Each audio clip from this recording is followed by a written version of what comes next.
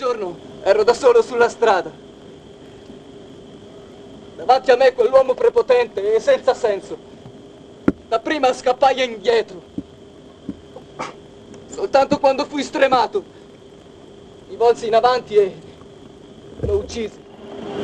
Spavaldo! In casa mia sono io il padrone! Chiedo soltanto quello che mi spetta, lo scettro e una parte di terra. Vattene fuori dalle mura! Tu sei venuta a scacciarmi! Se tale la legge, che cosa potrei io proporre? Renditi subito molto chiaro a te stessa. Vuoi agire e rischiare con me? In quale cimento? A cosa pensi? Alla tua mano accanto alla mia, per darmi sepoltura.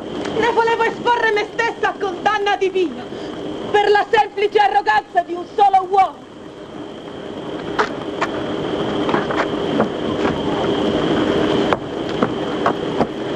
Ora, se anzitempo devo morire, e il motivo è questo. È un gran sollievo per chi vive tra molti dolori, perché la morte non sarebbe un bene. Ma se avessi lasciato il figlio di mia madre, cadavere insepolto, di questo sì a lungo avrei sofferto. Ti sembra irragionevole?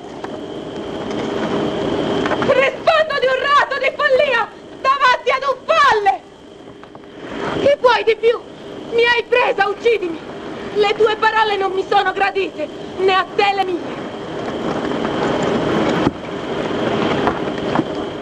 Non è vergogna onorare un fratello! Non ti era forse anche fratello, colui che gli morì nemico? Che una generazione non libera l'altra, come infatti una luce sembra diffondersi sull'ultima radice di Edipo, subito una polvere insanguinata dagli inferi della spegne. Tu, oh Signore, m'hai toccato dal tempo, t'aggrappia la vita dei mortali come la sventura.